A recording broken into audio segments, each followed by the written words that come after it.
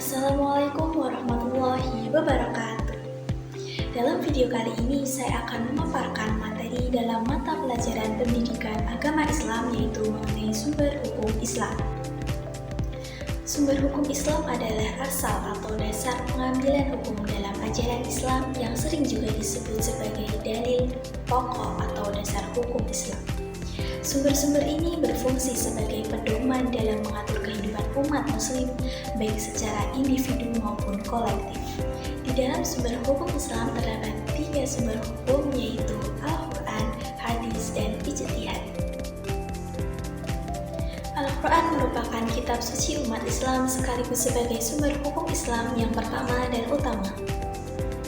Secara istilah, Al-Quran merupakan firman Allah Subhanahu wa Ta'ala yang diwahyukan kepada Rasulullah SAW melalui malaikat Jibril yang ditulis dalam mushaf dan diriwayatkan secara mutawir. Secara bahasa, Al-Quran berasal dari kata qara'a yang berarti bacaan atau dibaca.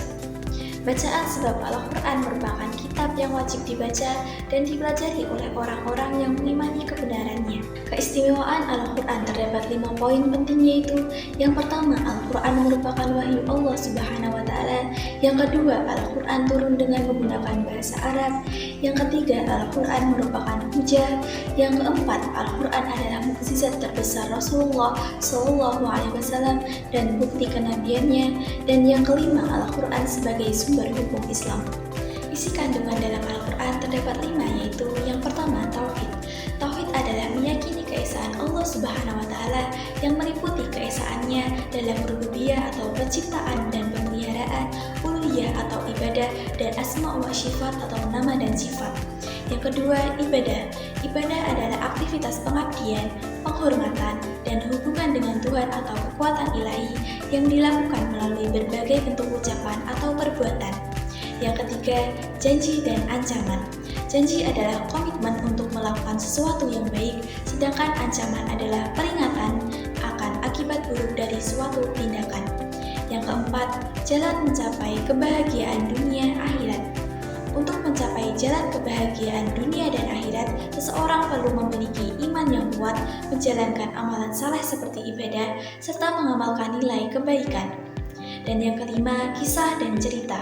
Kisah dan cerita dalam Al-Quran adalah pemberitaan tentang peristiwa masa lalu, terutama kisah para nabi dan umat-umat terdahulu yang berfungsi sebagai pelajaran berharga bagi manusia untuk menggapai kebahagiaan dunia akhirat.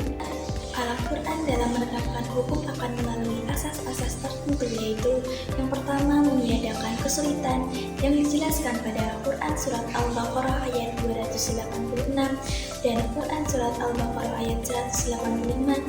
Yang kedua, yaitu sedikit pembebanan yang dijelaskan pada Quran Surat Al-Ma'idah ayat 101.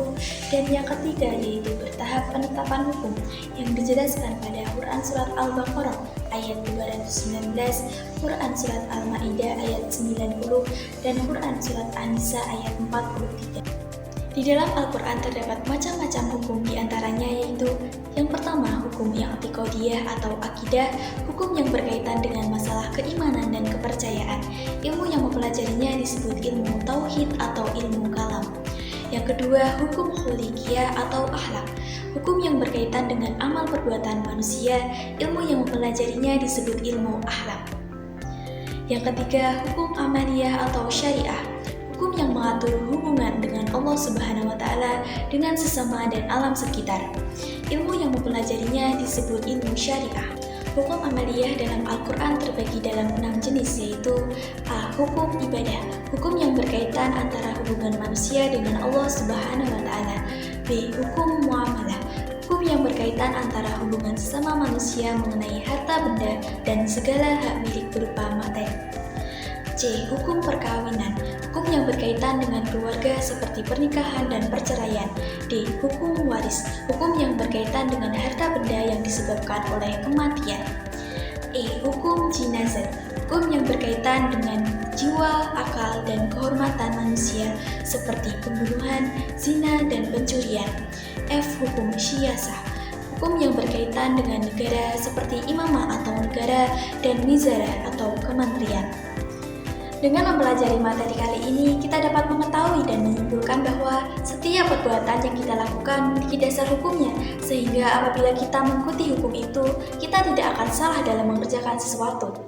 Semoga dengan adanya pemaparan materi tentang sumber hukum Islam ini, kita semua dapat lebih bijaksana lagi dalam melakukan suatu perbuatan agar tidak menyimpang dari sumber hukum yang sudah ditetapkan. Cukup sekian pemaparan materi sumber hukum Islam kali ini, semoga bisa bermanfaat dan berguna untuk kita semua. Ada kurang lebihnya saya mohon maaf, saya akhiri. Wassalamualaikum warahmatullahi wabarakatuh.